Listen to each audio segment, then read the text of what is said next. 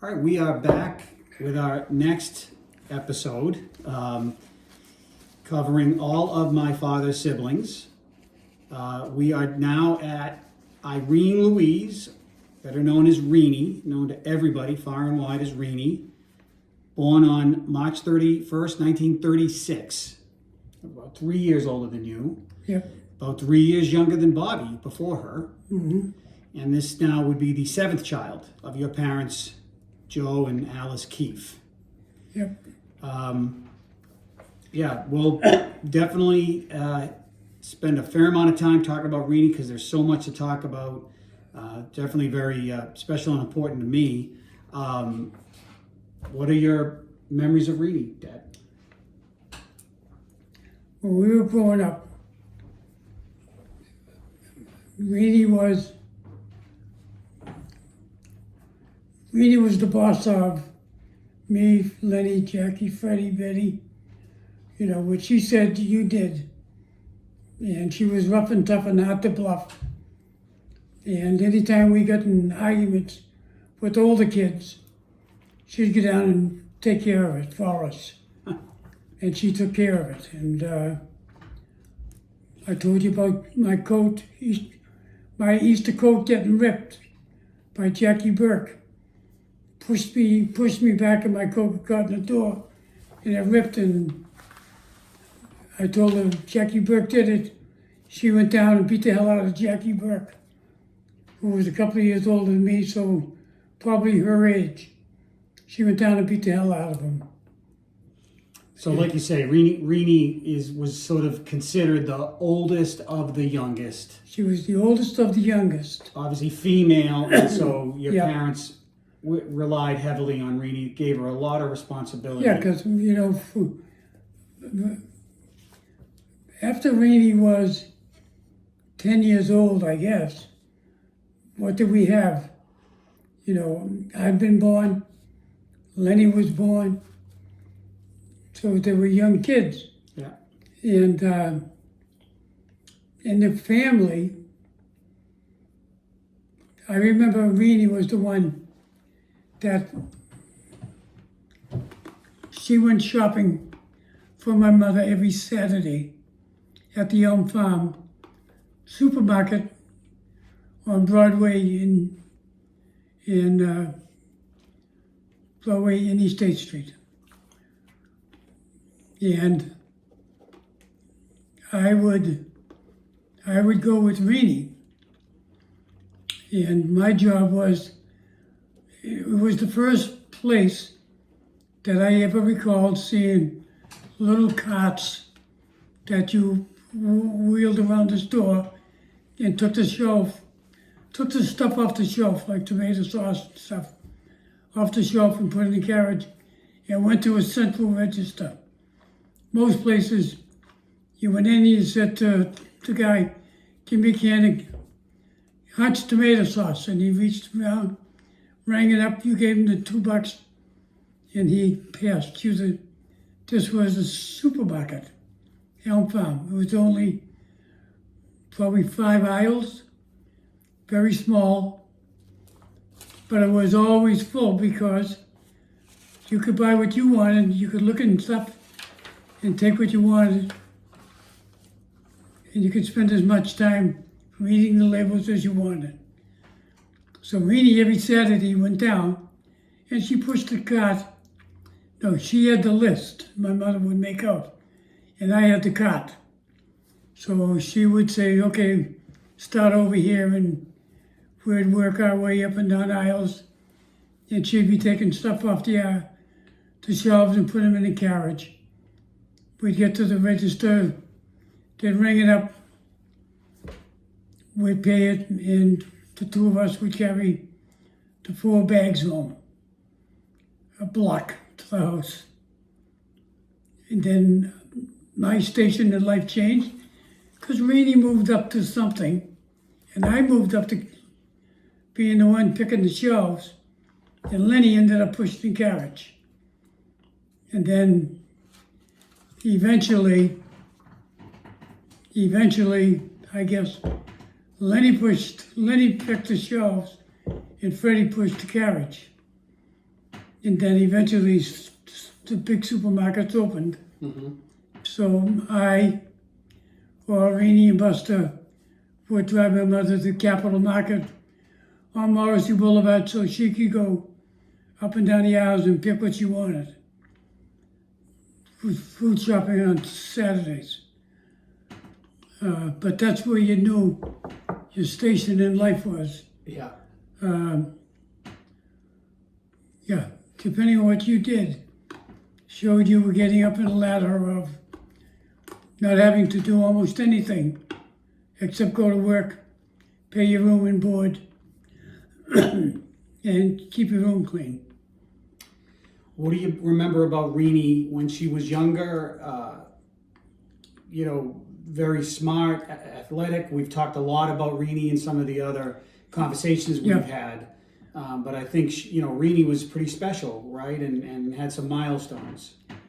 Renie and Ann Doherty played, again, on the St. Augustine CYO softball team that won the New England 15-year-old girls championship, I guess. And she was the right fielder. And Ann Doherty was the catcher. She was a pretty good athlete. She's a pretty good athlete. She liked playing sports? Yes. Was that a little bit unusual for the time? You're talking late 40s, early 50s? Well, they had Little League Baseball just starting in South Boston at the time. So they had organized baseball.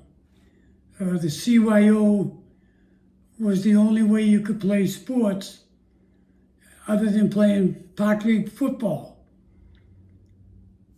Park League meant you get your gang together, you send in an application, tell them you want to join.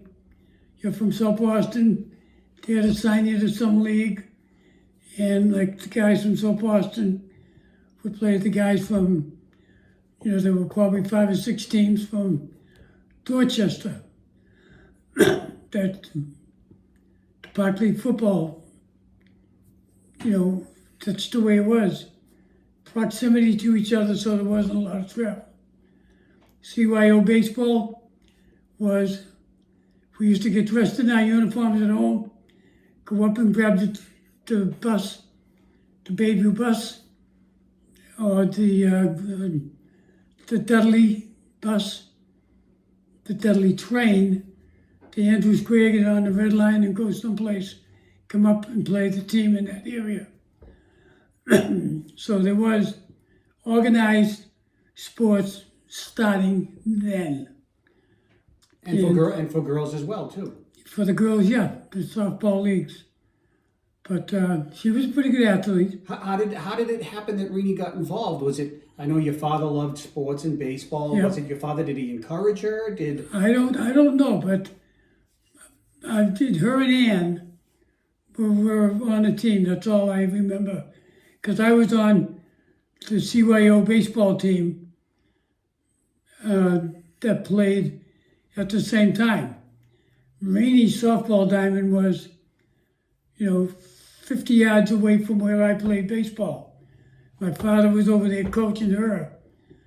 And if their game finished quicker, he might drop over and watch me play for a while. Yeah. But I don't know how the CYO baseball or softball league started, but I remember Father Barry said to the kids in the neighborhood one day, how would you guys like to join the CYO baseball league? We all said, oh yeah, sure, why not? We played baseball all the time, amongst each other. And Little League, it just started. So a lot of guys who played Little League, once Little League was over at, 12 years old, there was nothing.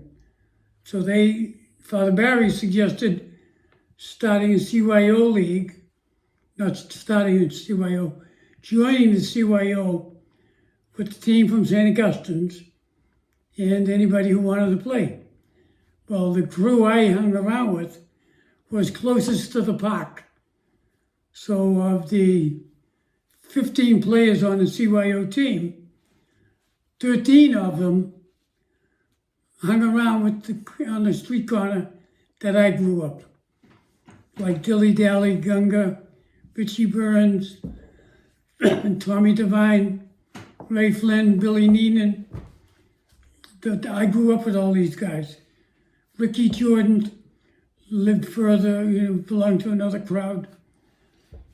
But probably pretty similar for Renie then, that Yeah, maybe Father Barry or somebody suggested that they do the same for girls. yes, Father Barry was the youth counselor for the church, St. Augustine's. And get your father to coach. And my father stopped drinking about that time, and he needed to keep himself busy. So he went over and kept himself busy being one of the assistant coaches on the softball team. They had 3 guys. Each one of them had a girl on the team. Yeah. But they had 3 guys who would coach the girls. And Frank Fallon was our coach, and he was the only coach we ever had, Mr. Fallon. So how does Renie, how do they, back then, you said they went on to become New England champions. Mm-hmm. Were they traveling all over the region, playing games, and your father's... They played the local CYO league. They won it. So they played another CYO league from, I don't know, Yeah. Milton or something, Yeah. and won that. Then they were now it's like a World Series. You just Yeah. kept on playing and you kept on. Did you get to see many of her games? No, because I was You playing, were playing at the same yourself time, at the same time. usually. Yeah. Yeah, usually. But no, that's how they did it. And they ended up going to Connecticut. And in Connecticut, they had the New England CYO 15-year-old girls softball league, New England championship. Yeah. And Renie and that team pulled it off, and they won it. Now, they probably could have gone on to play the East Coast, but, who the hell had the money Yeah. to travel at that level? Nobody drove cars, nobody. Yeah. Most guys didn't drive cars, renting buses. Then families had to go to stay with them because they were 15-year-old girls. So Yeah. they just said, New England's good enough. We won. And she was pretty good. She was a good athlete, and she was a very good student in school. Renie's the first to graduate high school. She's the first child of my mother and father to graduate from high school. She was the class treasurer for her senior class at South Boston High. And and you mentioned actually when you were talking about yourself when you left, we'll say quotation fingers, left Boston English. Yep. You needed a place to land, or you would have probably ended up dropping out. Renie ends up helping you get into South Boston High School. Well, what happens is you're asked not to come back to English High School, which was at that time a high performance level school. So when you were not allowed back there, you had to come back to your district, which in my case, in Rabbit and Ronnie's case, was South Boston. What they had to do was they had to find a seat. And if there was anybody from Dorchester, and there were a number of kids from Dorchester who went to South Boston High School. South Boston High School had a better athlete program, It was, in Dorchester. Yeah. So kids from Dorchester would rather go to Southie because they were almost overlapping. But if there was no seats at South Boston High School, when the three of us were asked not to come back, they had to find 3 seats. And if it meant 3 kids from Dorchester, you had to go back to Dorchester and let them scramble to find them seats. That was their problem. Our problem was getting into the seat in South Boston, which was our district, which was required to make a seat. So Ronnie Adams and I ended up being the only boys, or the first boys, to actually take home economics at South Boston High School with an all-girls class, wearing aprons, learning how to make cakes, bake cakes, and stuff like that, and how to home economics, taking care of a house, shopping lists and stuff. We sat there and the girls all laughed at us because we were in the girls' class. But didn't Renie have to help you somehow? Oh yeah, Renie went to Mr. Oh, I can't think of his name right now, but he was the vice principal of the school. And Renie said, you got to get him a seat. And you got to get him in some good classes because he's smart. He's just lazy. And I'll take care of that. You get him a seat. So when she told me, I got you into South Boston High School, you better not screw it up, or you're going to pay attention to me. Yeah. And that was all you needed to hear? You were afraid of Renie? Oh, you bet your life you were afraid of Renie. But she went out and she said, I went out and put my reputation on the line for you. You better shape up. Yeah. Fortunately, I did enough to get by. But really important for you because, like you just talked about with Bobby before, they were willing to let you fall by the wayside. If you weren't on the ball, if you didn't show much interest, they would let you just kind of fade out. So you had Renie kind of step up for you. Yep. Who knows what happens, or depending on the classes you get or whatever, if Renie doesn't step forward, maybe your whole life's different. There were a whole lot of guys who just didn't want to pay attention, who were asked not to come back after 16 years old.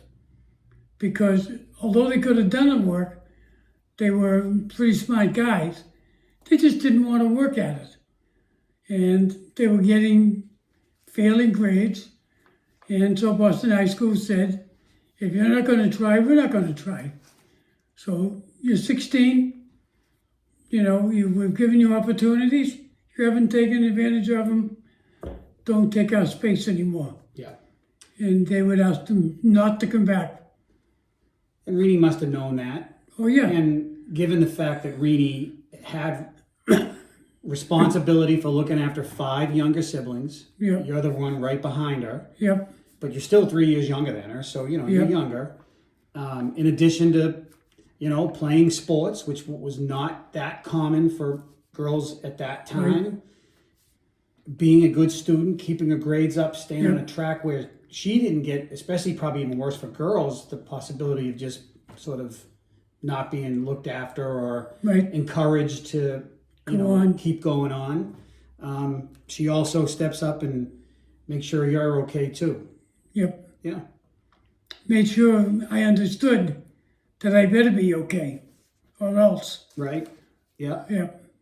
So I assume Renie graduates high school probably 1954 or so, something like that. Something like that. Yeah. Yeah. Couple of years, I was a sophomore and she was a senior.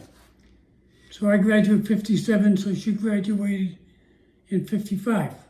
So by then, 54. 54. By then, the younger siblings are older, probably old enough to look after themselves a little bit. What's Renie up to at that point? Renie went to work, had a couple of different jobs. I remember that. I talked about Renie and Ann as cashiers at the Orbit store for one Christmas season. And she got married at 18 years old. Her and Buster got married at like 18 years old. Yeah. And So Renie marries Buster. We should say Thomas Comerford, right, otherwise famously known as Buster, somewhere around 1954, 55, at 18 years old. yep. Wow. Okay. Where do they live? Renie and Buster lived in Pasutsky Way, another 30 yards from my mother's house.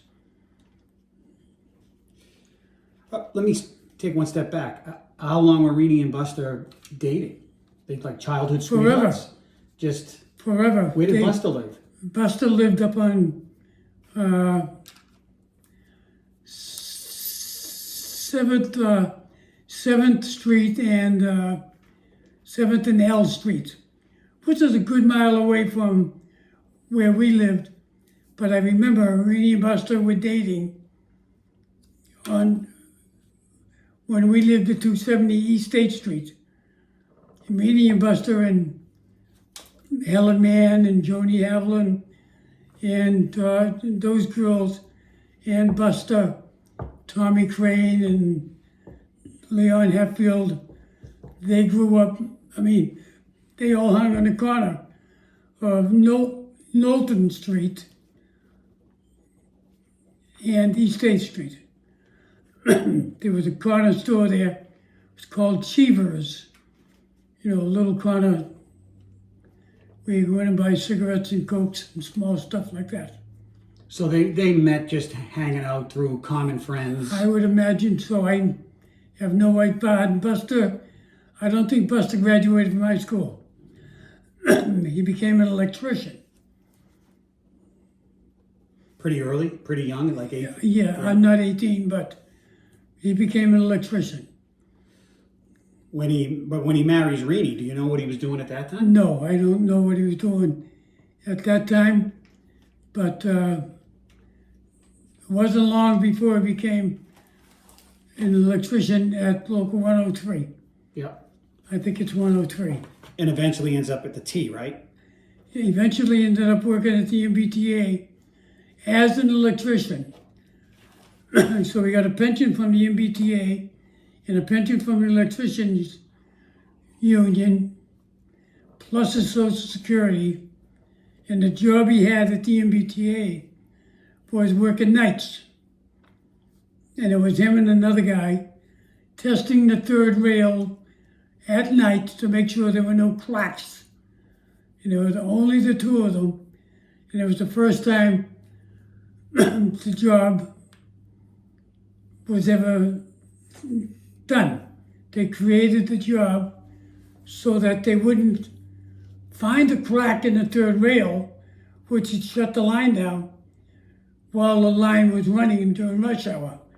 So they figured at night, we'll check the third rail and we'll put an electric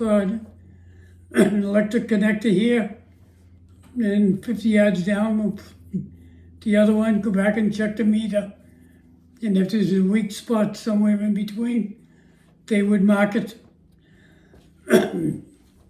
So the supervisors would say to Buster and his partner, how long did it take you to do, a mile? Oh, Jesus, it took 4 hours. Took a half an hour, Yeah. So whatever they did. So Buster could take a week off and his partner could do the job. And then his partner would take a week off. Buster would do the job. Yeah. And then they'd flip on holidays Yeah. to see who would take the day off. But Buster was in Disney World getting paid by the MBTA because his partner did his job. Well, that's classic Buster. Anybody Buster that would knew say, Buster, yeah. never kill a job. Yeah. Never kill a job. How do you get the nickname Buster? Have no idea. Oh, we got to find that out. I have no idea. But Renie called him Buster. Everybody called him Everybody, Buster. nobody called him anything but. Yeah, and Buster fits right in with the family right away. Perfectly. Right? Yeah. Perfectly. Yeah, when my father wasn't very happy about her getting married that young, but he accepted it, and Renie and Buster were always available to help anybody in the family. If you needed a ride, they would do it. They would take on when my mother went to play bingo on Saturdays, I would usually be the one that would drive her to the bingo pickup at 4 o'clock Saturday. And I guess the bus left at 5 o'clock. Went to New Hampshire because they had no bingo down here. And her and the other old ladies would meet at 5 o'clock, get on a bus, and go to New Hampshire and be back by 11. And Renie and Buster would pick my mother up. Yeah. So I dropped her off, they picked her up. Yeah. Or Paulie and Mary dropped her off, or Davy and somebody, but she always went Yeah. to bingo. But Renie and Buster, I think, got her most of the time. So Renie goes right from being almost a caregiver during her youth, taking care of her younger siblings, to taking care of the family in all sorts of other ways. And Buster fits right hand in glove, He was stepping always- up, always there with a I car. think he had a Buster car. I think Buster appreciated marrying into the family because his family was a little chaotic. Yeah. Yeah, his family was a little chaotic. Wow. And even though our family was strange in its own ways, it was a hell of a lot more stable. Yeah. And he got along with everybody Sure. because everybody in the family knew he would. Yeah. Everybody in the family knew he would. He would be there for them when they needed them.